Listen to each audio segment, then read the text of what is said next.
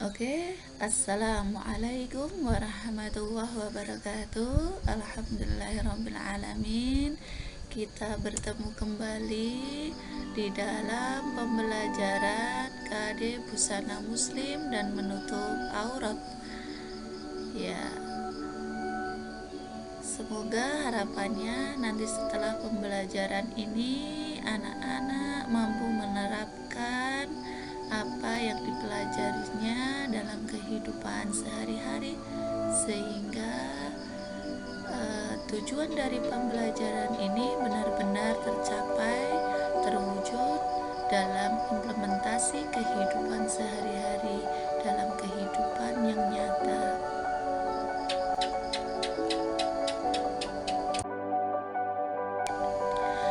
Oke, sebelum masuk ke materi, kita coba lihat pada gambar berikut ini. Banyak zaman sekarang ini fenomena yang beranggapan bahwa menutup aurat adalah yang penting, menutupi seluruh tubuh gitu ya, tidak memperhatikan pakaian yang dikenakannya. Coba kalian amati apakah pada gambar berikut ini sudah sesuai dengan syariat agama Islam atau belum gitu nggih. Nah, ini kebanyakan fenomena zaman sekarang ketika memakai jilbab, memakai busana muslim tapi tidak sesuai dengan syariat ajaran agama Islam. Perhatikan gambar 2. Sampai manakah tingkatan kita dalam menutup aurat? Apakah pada level 1, 2, 3, 4, 5, 6, 7 ataukah sudah sampai di level 8? Yuk, kita masuk ke pendalaman materi sehingga nanti kita bisa melihat atau menilai diri kita sehingga kita bisa memperbaikinya ke depannya. Oke, masuk ke pengertian aurat. Secara bahasa, aurat berasal dari kata awirah, yaitu halu, aib, ataupun buruk.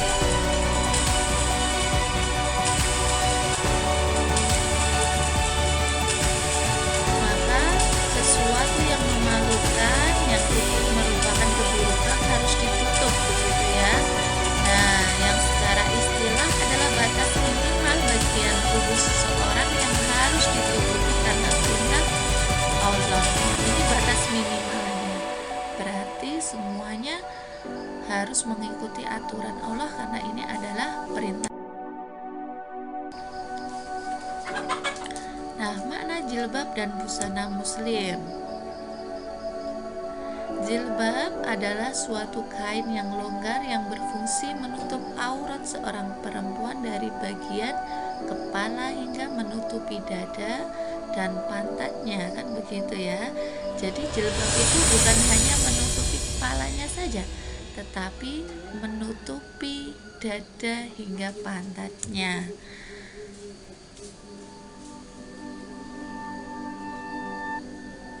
Nah, busana muslim adalah pakaian yang digunakan untuk menutupi aurat laki-laki ataupun perempuan sesuai syariat agama Islam. Dari sini kita bisa melihat tayangan gambar yang di awal tadi, apakah sudah sesuai dengan ajaran syariat agama Islam atau belum. Nah, setelah itu kita akan belajar bagaimana adab-adab berpakaian dalam ajaran agama Islam. Yang pertama,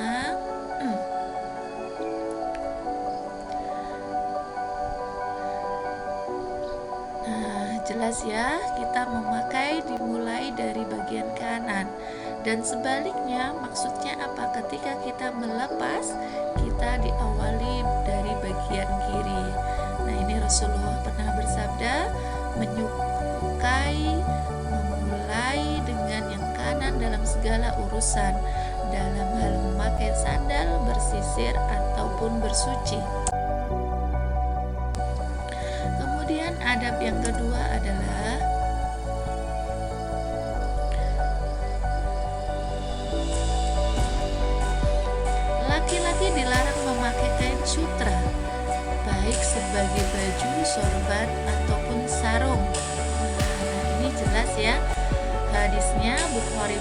dan ini sahih, janganlah kalian memakai sutra, karena orang yang memakainya di dunia, dia tidak akan memakainya di akhirat.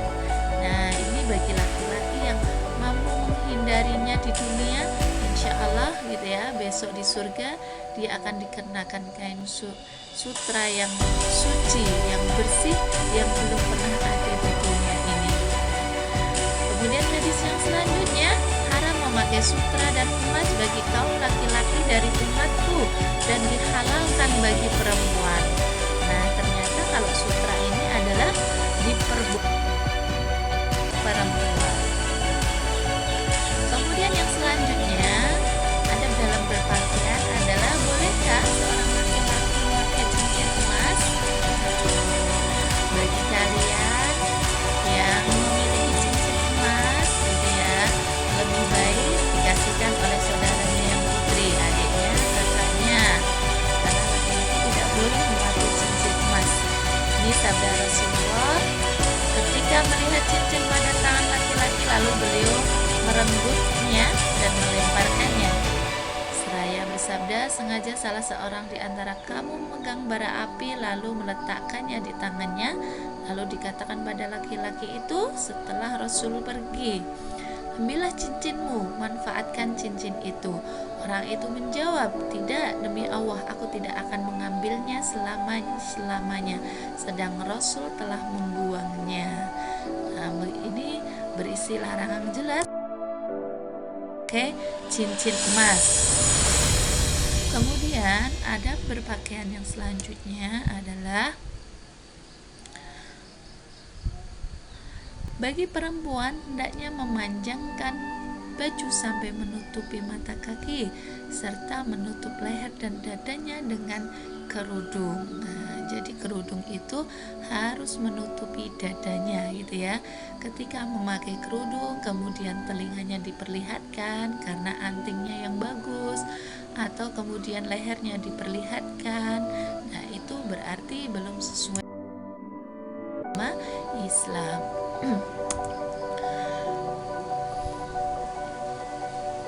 Kemudian kita perhatikan adab-adab yang selanjutnya, yaitu laki-laki dilarang berpakaian seperti perempuan dan sebaliknya begitu ya, perempuan dilarang berpakaian seperti laki-laki. Atau misal walaupun itu hanya sekedar bermain peran, itu juga tidak diperbolehkan. Jadi manusia diciptakan itu ya laki-laki sebagai laki-laki, perempuan sebagai perempuan. Tidak ada yang diciptakan kemudian laki-laki memiliki kelamin ganda gitu ya. Ini hadisnya sahih, hadis riwayat Bukhari begitu ya. Dari Ibnu Abbas, beliau berkata, Nabi melaknat laki-laki yang menyerupai perempuan dan perempuan yang menyerupai laki-laki. Kemudian beliau berkata, keluarlah mereka dari rumah kalian. Maka Nabi mengusir si fulan sedangkan Umar mengusir si fulan. Ya, jadi misal seorang laki-laki berpenampilan memakai rok, kemudian berpenampilan memakai kerudung, itu tidak diperbolehkan. Termasuk aksesoris yang menciri khaskan perempuan, misal laki-laki memakai kalung.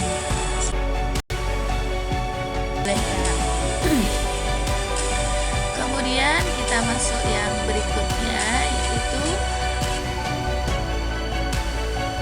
bolehkah gitu ya kita menyerupai dari kaum yang lain ya, atau golongan yang lain.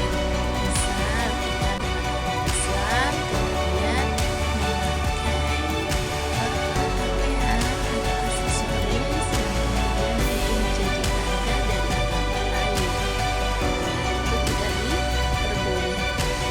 Karena ini hadisnya kita sudah ada begitu ya, barang siapa yang menyerupai suatu kaum maka dia termasuk dari kaum tersebut, termasuk dari pakaian begitu ya.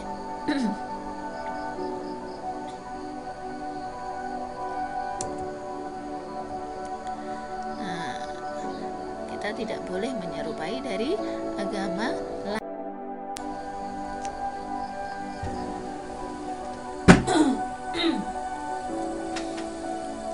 Kemudian yang selanjutnya kita masuk pada ketentuan berpakaian sesuai syariat Islam. Kita bisa menyaksikan gambar yang ada di sini. Kira-kira batasan aurat laki-laki dan perempuan seperti apa? Begitu nggih? Itu di dalam gambar dijelaskan laki-laki itu batasan auratnya adalah dari lutut sampai pusar, sedangkan perempuan seluruh anggota tubuhnya, begitu ya, kecuali wajah dan telapak tangan. Jadi boleh itu laki-laki ketika keluar di depan rumah kemudian tidak memakai baju atasan, itu masih diperbolehkan karena bagian pusar sampai atas itu bukan merupakan aurat gitu ya. Tetapi kalau perempuan ketika keluar rumah harus menutup seluruh auratnya kecuali muka dan telapak tangan gitu ya.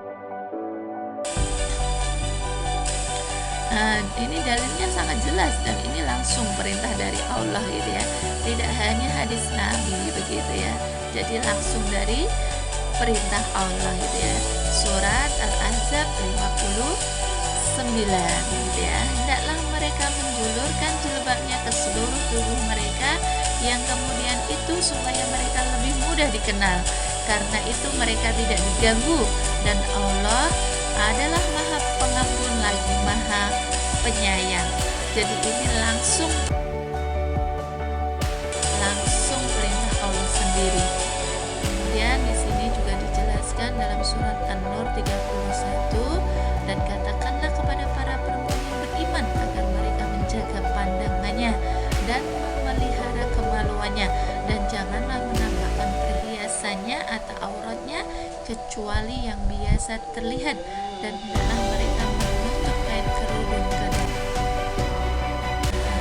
Nah, dari situ kita bisa lihat bahwa ternyata ketika kita menutup aurat itu bukan hanya perintah seorang guru, bukan hanya perintah seorang ibu atau bapak kita, bukan hanya perintah Rasul, tetapi itu langsung perintah Allah serta yang menciptakan kita, yang memberi atas kehidupan kita, memberi segala kebutuhan kita. Oke, kita masuk ke yang selanjutnya. Jadi buat seorang wanita tidak menutup auratnya gitu ya. Harapan itu mana yang terjadi dalam kehidupan kita gitu ya. Banyak wanita yang tidak berkerudung begitu ya. Ketika mereka berkerudung pun ternyata juga belum sesuai dengan syariat ajaran agama Islam. Nah, apa sih dampak bagi seorang wanita begitu ya ketika dia tidak menutup auratnya atau auratnya dibuka, diumbar begitu ya? Yang pertama, keimanannya akan berkurang gitu ya. Jelas ketika seseorang itu melanggar syariat ajaran Allah, tentunya posisi keimanannya tidak dalam posisi yang baik begitu. Jadi di sini menjadi bukti bahwa ketika seseorang belum mampu menutup auratnya, itu berarti posisi keimanannya belum sesuai dengan yang diharapkan oleh Allah. Kemudian yang kedua, turunnya harga diri. Jelas begitu ya. Ternyata ketika Islam memerintahkan untuk menutup aurat bagi seorang wanita, itu karena penghargaan yang luar biasa kepada seorang wanita. Wanita adalah hal yang istimewa, yang harus dijaga, yang harus dilindungi. Ketika Islam memerintahkan untuk menutupi aurat, itu untuk menjaga martabat, harga diri seorang wanita agar lebih mulia di hadapan Allah, begitu juga mulia di hadapan manusia. Kemudian yang ketiga gitu ya, ketika tidak menutup auratnya akan mengancam keselamatan dirinya sendiri, yaitu seperti yang kita saksikan mungkin di berita-berita televisi gitu ya, di koran gitu ya, berapa betapa banyak seorang wanita yang kemudian menjadi korban pemerkosaan, pelecehan seksual. Ya, itu bukan semata-mata, terkadang bukan semata-mata kesalahan seorang laki-laki, tapi itu karena perempuannya sendiri yang kemudian tidak menutupi auratnya, sehingga memberikan timbul hawa nafsu bagi seorang laki-laki. Nah, kalau tadi dampak negatif bagi seorang wanita begitu ya.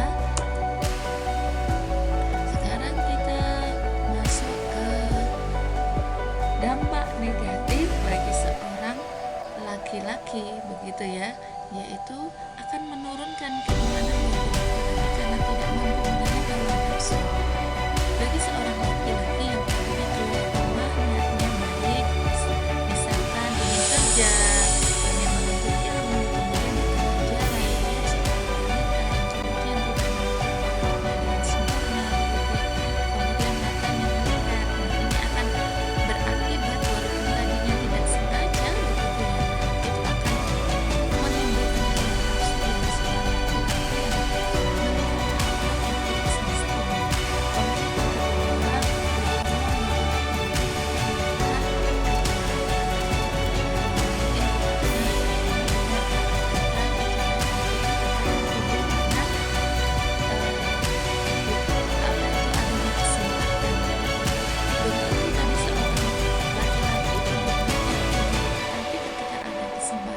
kemudian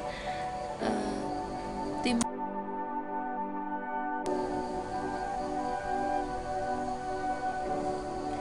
Nah, kemudian dampak ketika seorang wanita tidak menutup auratnya bagi anak-anak.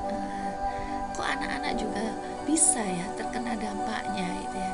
Ya bisa gitu ya, karena juga anak-anak itu memiliki indera penglihatan gitu ya.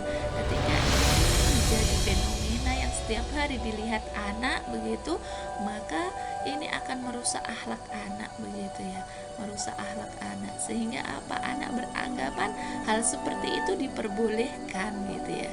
Kemudian yang kedua, merusak pendidikan anak gitu ya. Anggapan anak bahwa ketika tidak memakai jilbab, kemudian keluar rumah dengan pakaian yang ketat, yang seksi, itu diperbolehkan. Nah, ini berbahaya ketika anak tidak dikasih pengertian, tidak diberikan pendidikan.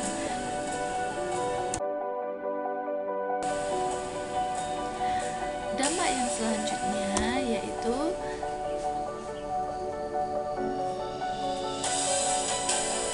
Allah akan menurunkan bencana begitu ya, akan menurunkan bencana bagi masyarakat yang banyak melakukan perbuatan dosa. Ini dalam surat Asy-Syura ya 30 Allah jelaskan, dan apa saja musibah yang menimpa kamu maka adalah disebabkan oleh perbuatan tanganmu sendiri, dan Allah memaafkan sebagian besar dari kesalahan-kesalahanmu. Nah, bisa jadi terkadang musibah yang ada di sekeliling kita itu karena dosa-dosa yang masyarakat sendiri lakukan begitu ya. Karena banyaknya dosa itu kemudian Allah timpakan musibah pada masyarakat begitu ya. Kita bisa melihat dulu ketika zamannya Nabi Lut begitu ya. Kemudian ketika masyarakatnya tidak taat kepada nabinya, kemudian Allah hancurkan masyarakat tersebut. Nah, begitu ya. Nah, ini oleh sebab itu kita mencoba begitu nggih untuk sedikit demi sedikit belajar untuk menaati apa yang diperintahkan Allah gitu ya, untuk menaati apa yang diminta oleh Allah, karena sesungguhnya hakikat manusia ketika dilahirkan di dunia ini itu mengemban misi besar, yaitu beribadah kepada. Nah, kita masuk yang berikutnya begitu nggih, contoh perilaku pria yang mencerminkan kita menerapkan busana muslim dan menutup aurat ya. Yang pertama ya, kita akan taat dalam beribadah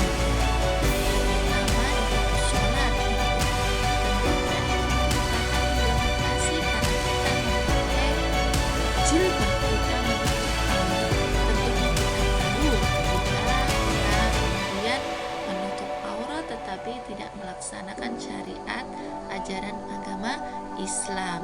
Dan ajaran agama Islam, syariat yang paling penting adalah sholat. Dan ketika seseorang sudah mampu mengajak hatinya untuk berbusana muslim, maka akhlaknya pun juga ikut mengimplementasikan busana muslim tersebut. Kemudian yang selanjutnya,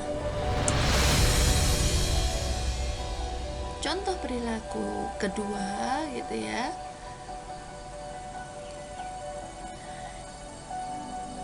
Kita akan rajin dalam menuntut ilmu ya.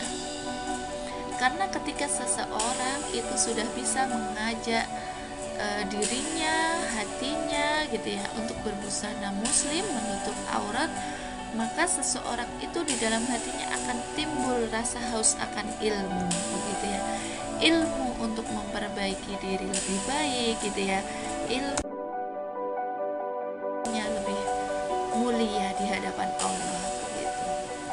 Kemudian yang ketiga, contoh perilaku yang ketiga adalah ketika seseorang mampu mencerminkan berbusana muslim dan menutup aurat begitu ya, mereka akan saling bersilaturahmi, terjadi ramah tamah di antara saudaranya.